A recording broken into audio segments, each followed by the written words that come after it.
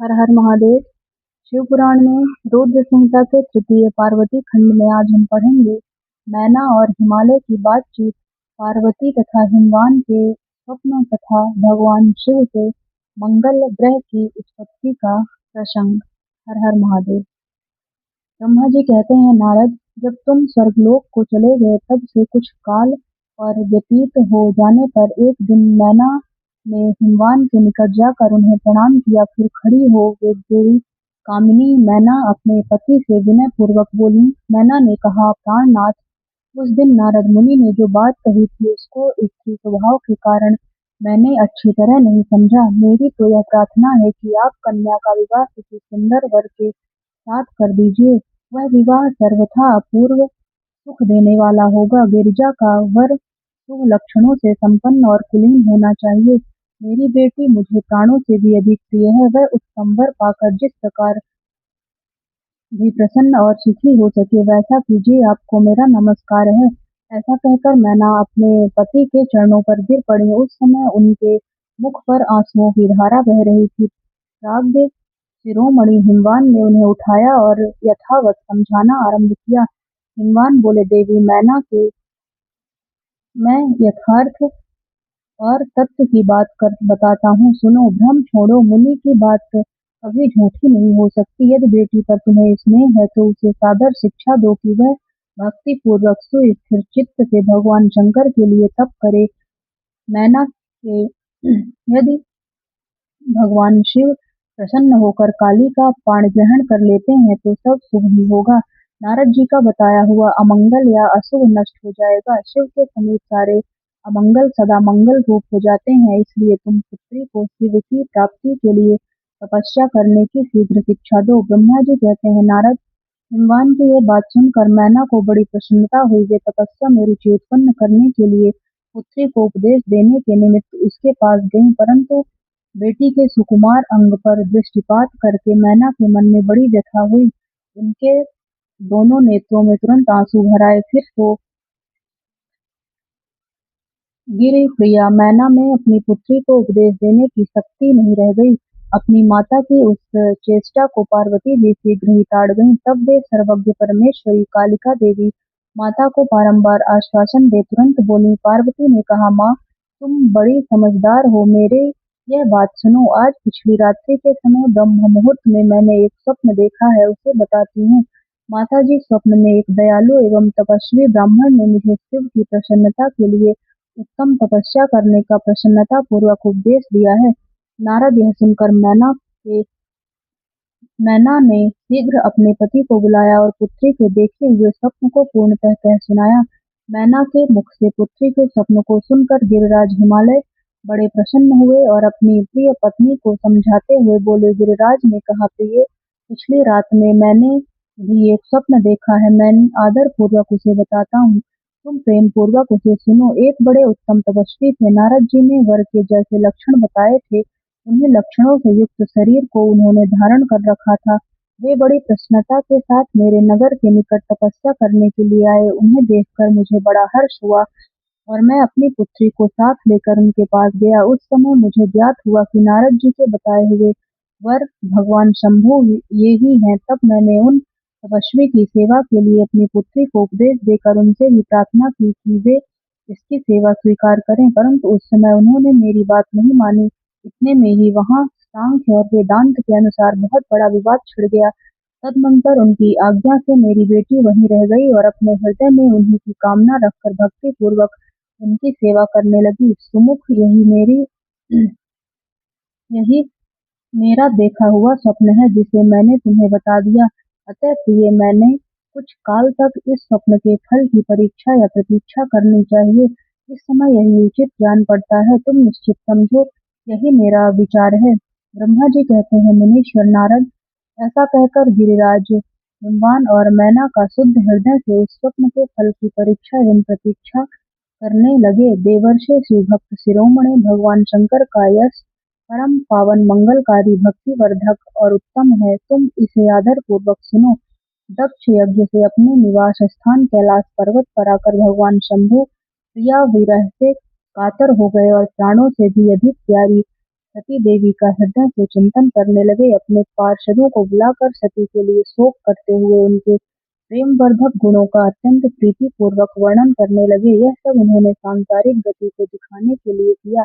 फिर गृहस्थ आश्रम की सुंदर स्थिति तथा नीति रीति का परित्याग करके वे दिगंबर हो गए और सब लोकों में उन्मत्त की भांति भ्रमण करने लगे। लीला कुशल होने के कारण विरह की अवस्था का प्रदर्शन करने लगे। सती के विरह से दुखित हो कहीं भी उनका दर्शन न पाकर भक्त कल्याणकारी भगवान शंकर पुनः कैलाशगिरी पर लौट आए और मन को यत्न पूर्वक एकाग्र करके उन्होंने समाधि लगा ली, जो समस्त दुखों का नाश करने वाली है। समाधि में वे अविनाशी स्वरूप का दर्शन करने लगे। इस तरह तीनों गुणों से रहित हो वे भगवान शिव चिरकाल तक सुस्थिर भाव से समाधि लगाए बैठे रहे। वे प्रभु स्वयं ही माया के अधिपति निर्विकार परब्रह्म हैं।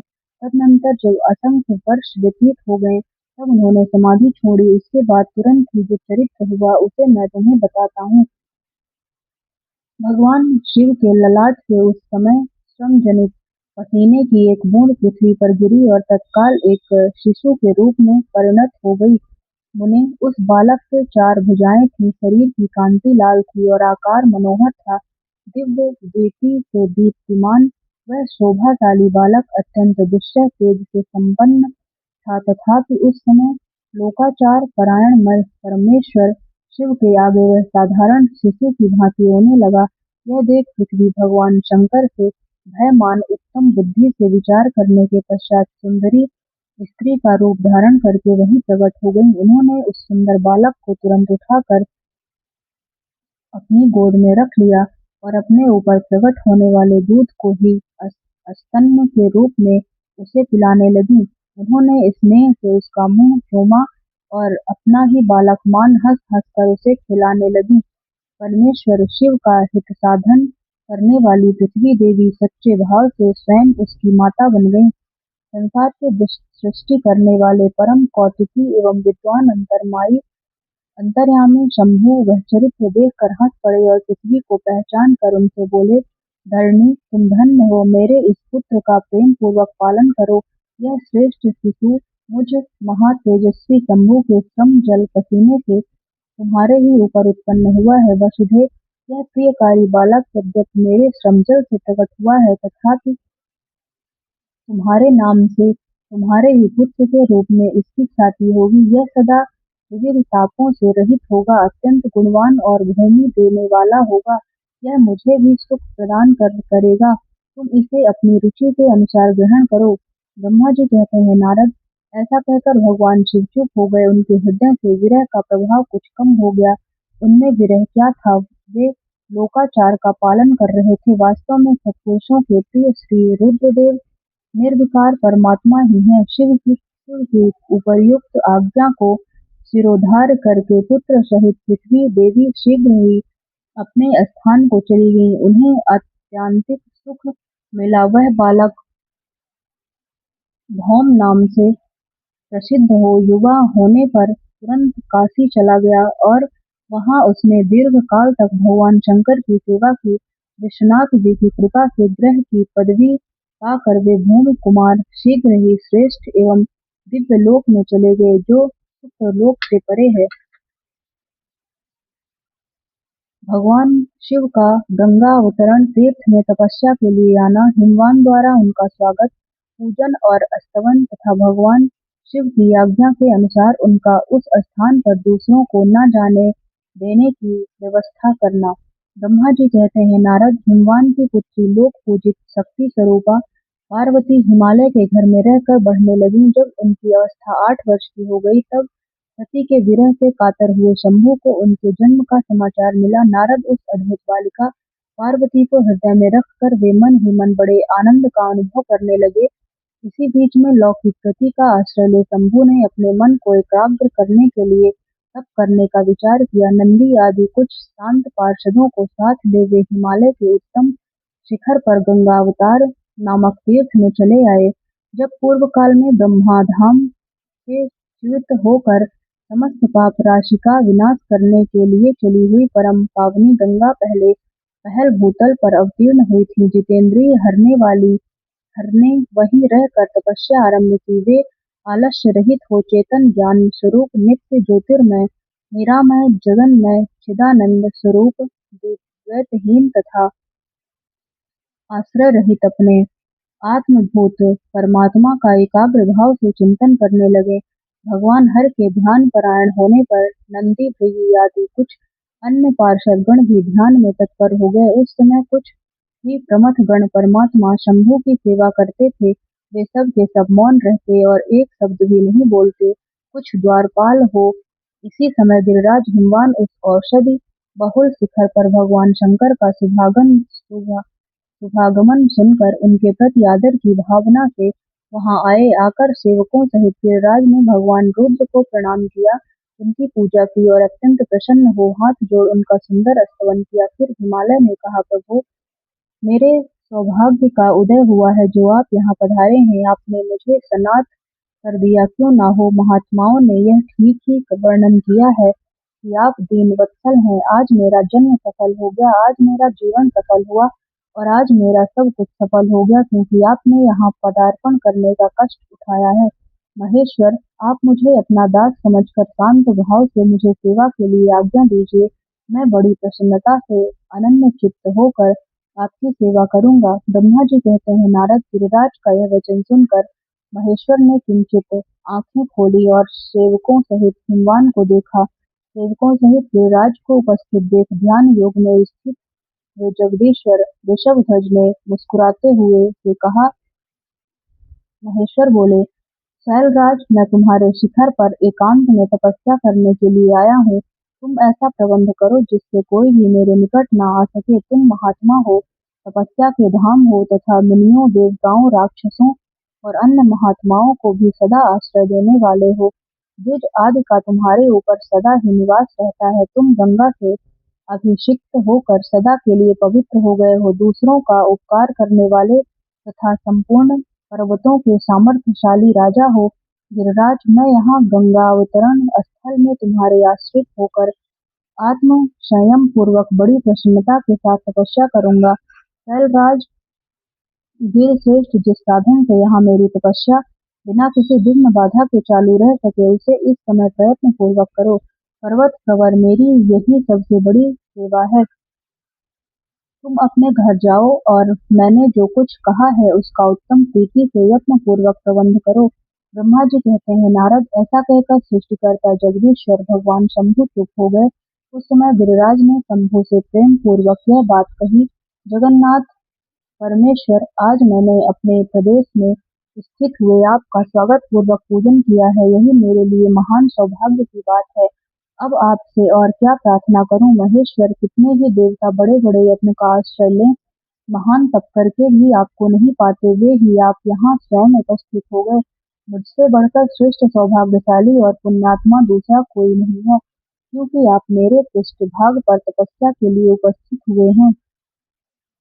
परमेश्वर, आज मैं अपने को देवराज इंद्र से भी अधिक भाग्यवान मानता हूँ, क्योंकि सेवकों सहित आपने यहाँ आकर मुझे अनुग्रह का भागी बना दिया। देवेश, आप स्वतंत्र हैं, यहाँ बिना किसी विघ्न बाधा के उत्तम तपस्या कीजिए। प्रभु, मैं आपका दास हूँ, अतः सदा आपकी आज्ञा के अनुसार सेवा करूंगा। ब्रह्मा जी कहते हैं, नारद, ऐसा कहकर गिरिराज हिमालय तुरंत अपने घर को लौट आए। उन्होंने अपनी प्रिया मैना को बड़े आदर से वह सारा वृत्तांत कह सुनाया। तत्पश्चात शैलराज ने साथ जाने वाले परिजनों तथा समस्त सेवक गणों को बुलाकर उन्हें ठीक ठीक समझाया। हिमालय बोले, आज से कोई भी गंगावतरण नामक स्थान में, जो मेरे पृष्ठ भाग में ही है, मेरी आज्ञा मानकर ना जाए। यह मैं सच्ची बात कहता हूँ। यदि कोई वहां जाएगा तो उस महादुष्ट को मैं विशेष दंड दूंगा। मुने, इस प्रकार अपने समस्त गणों को शीघ्र ही नियंत्रित करके हिमवान ने विघ्न निवारण के लिए जो सुंदर प्रयत्न किया वह तुम्हें बताता हूँ, सुनो। हिमवान का पार्वती को शिव की सेवा में रखने के लिए उनसे आज्ञा मांगना और शिव का कारण बताते हुए इस प्रस्ताव को अस्वीकार कर देना। ब्रह्मा जी कहते हैं, नारद, तदनंतर शैलराज हिमालय उत्तम फल फूल लेकर अपनी पुत्री के साथ हर्षपूर्वक भगवान हर के समीप गए। वहां जाकर उन्होंने ध्यान परायण त्रिलोकीनाथ शिव को प्रणाम किया और अपनी अद्भुत कन्या काली को हृदय से उनकी सेवा में समर्पित कर दिया।